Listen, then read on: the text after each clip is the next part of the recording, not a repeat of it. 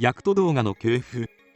ヤクト動画は地球寒冷化作戦を推し進める新生ネオジオンが開発したニュータイプ専用試作モビルスーツである。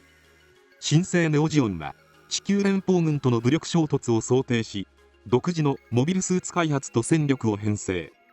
連邦軍との戦力差を補うため、ニュータイプと強化人間を部隊の中核に据える編成を取ったシャアは、数機のニュータイプ専用モビルスーツの開発を推し進めた。そのうちの1機がヤクト動画であり、開発当初は新生ネオジオン総帥シャア・アズナブル専用に開発された機体であったが、 AMS-119 ギラ動画をベースに設計開発が行われたため、機体バランスの悪化を招き、さらにシャアが要求した性能を満たせなかったことから、シャア専用機として MSN-04 サザビーが新たに開発されることになる。しかし開発された2機のヤクト動画は、後述する強化人間ギュネイナスやニュータイプの少女クエスパラヤの上記としてロンドベル隊との戦闘に投入。ロンドベル隊を苦しめる活躍を見せることになる。そんなヤクト動画の系譜の始まりは、グリプス戦役時代に開発されたティターンズの量産型モビルスーツマラサイにまで遡る。なおサザビーの系譜については、同チャンネルのサザビーの系譜をご覧ください。 RMS108 マラサイ。マラサイはアナハイムエレクトロニクス社が開発した第2世代モビルスーツである。グリプス戦役時代 RMS106 ハイザックの後継機として開発されたマラサイは、ムーバブルフレームの技術とガンダリウムガンマを組み合わせて設計された量産型モビルスーツであり、本来は反地球連邦政府組織エウーゴ用に開発されたモビルスーツであった。しかしガンダムマーク2強奪事件に際して自社がこの件に関与しているという嫌疑を晴らすため、政治的配慮によりティターンズに無償で提供されることになる。マラサイが提供されたことで、結果的にガンダリウムガンマの技術を持っていなかったティターンズにその技術が渡り、第2世代モビルスーツを代表する新たな標準機として実戦に投入。スラスター推力などのカタログスペックでは、リックディアスや百式に勝るとも劣らない機体として完成している。また資料によっては、ガンダリウムガンマではなくガンダリウムベータを使用し量産が図られたとする資料も存在し、 T3 部隊に配備された試作型モビルスーツ RX107 ロゼットがマラサイのプロトタイプであるとも言われている。 AMS119 ギラ動画。ギラ動画は新生ネオジオンが保有する量産機であり、ジオンモビルスーツ部隊の主力量産機として100機余りが生産実戦に投入されている。グリプス戦役時代から開発が行われていたギラ動画は、かつてのジオン系モビルスーツの先駆けとなる機体 MS-06 ザク2の開発コンセプトであった人間の機能を拡大した機動歩兵という初期のコンセプトに立ち返り、0089時代の重武装高出力大型化という流れの見直しが図られ設計されている。そして時代の流れとともにアナハイムエレクトロニクス社のグラナダ工場で制御系の換装や最新武装を装備した状態でロールアウト。スペックとしては同時期に開発された地球連邦軍の量産型 RGM89 ジェガンと同レベルであったものの、グリプス戦役時代の基礎設計であったため、機体構造的にはロールアウトした時点ですでに旧式という側面を持っていた。しかしながら各種オプション装備を換装できるため、あらゆる戦況に対応可能な汎用性、機体バランス、高いコストパフォーマンスを兼ね備える機体として完成している。カラーリングはグリーンを基調としながらも、パーソナルカラーで塗装された専用機や宇宙世紀0096に対等した袖付きでは、胸部や手首にエングレービングが施されたギラ動画などが存在している。 AMX120X ギラ動画再コミュ試験型。この機体はギラ動画をベースに開発された新生ネオジオン初のニュータイプ専用試作モビルスーツである。サイコフレームが実用化される以前に開発された本機は、少数勢力短期決戦型組織であった新生ネオジオン本体が戦力で勝る地球連邦軍に対抗するために急務で開発した機体とされており、サイコミュシステムの小型化に失敗したため、運動性や機動性が著しく低いという欠点が浮き彫りになった機体でもある。ギラ動画をベースに開発されているが、その外観や武装は後のサザビーに酷似しており、ビームショットライフルの装備やファンネルの搭載など攻撃面では申し分ない性能を実現。しかし前述の問題点を抱えていたため、これ以降新生ネオジオンのモビルスーツ開発はアナハイムエレクトロニクス社に委託され、後述する MSN03 ヤクト動画の開発へと発展を遂げることになる。なお、本機に採用されたサイコミ技術には、アクシズを代表するニュータイプ専用試作モビルスーツ AMX004 キュベレイの技術が参考にされている。 MSN03 ヤクト動画、前述のギラ動画サイコミ試験型をベースに開発された新生ネオジオンのニュータイプ専用モビルスーツがこのヤクト動画である。当時の新生ネオジオンはニュータイプ専用大型モビルアーマー NZ333 アルパージールの開発に力を入れていたため、ギラ動画の性能を上回る高性能機の開発が遅れていた。そのため現存する新生ネオジオンの主力量産機ギラ動画をベースにいくつかのニュータイプ専用機の開発が進行。さらにサイコフレームが完成したことによってこれまで問題とされていたサイコミュシステムの小型化に成功し、ギラ動画のムーバブルフレームを元にした設計、サイコフレームの採用、高出力ジェネレーターの搭載とガンダリウム合金製の装甲に変更したことで機体性能の大幅な向上を実現した結果、ヤクト動画が完成する。厳密に言えばギラ動画サイコミュ試験型の改造機という位置づけではあるものの、これまでの新生ネオジオン製モビルスーツを超える性能を獲得している。しかしシャア自身が専用の高性能機を欲しており、自ら登場しテストを実施。ところが試験の結果、シャアの求める水準には達していなかったため2機を試作するにとどまり、後述するパーソナルカスタマイズを施したギュネイ機とクエス機が地球寒冷化作戦に投入されることになる。 MSN03 ヤクト動画ギュネイガス専用機、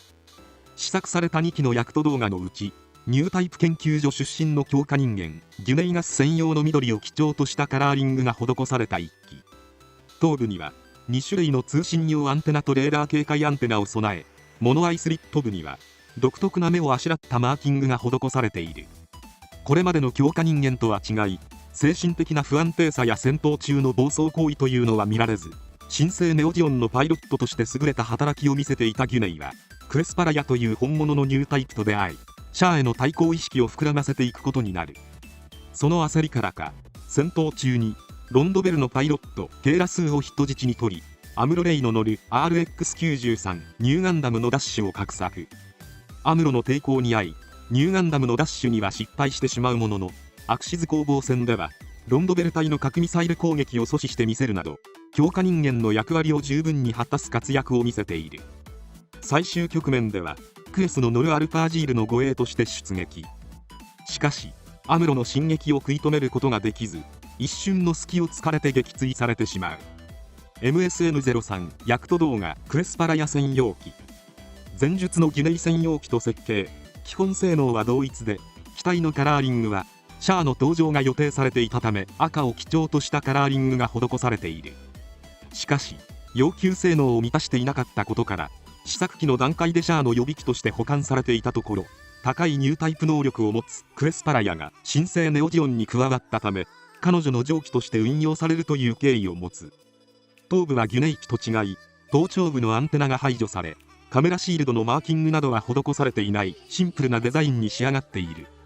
クエスが登場した本機はルナ2奇襲作戦に実戦投入され、ジップのノルクラップ級巡洋艦を撃破するなどの戦果を挙げるが、クエスが実戦に不慣れだったことや高すぎる感受性から反撃に遭い右腕部を損傷。その後はクエスがアルパージールに機種転換したため放置されることになり、後にネオジオン残党軍袖付きによって破損した右腕部や一部のユニットをギラ動画のもので代用した状態で運用されることになる。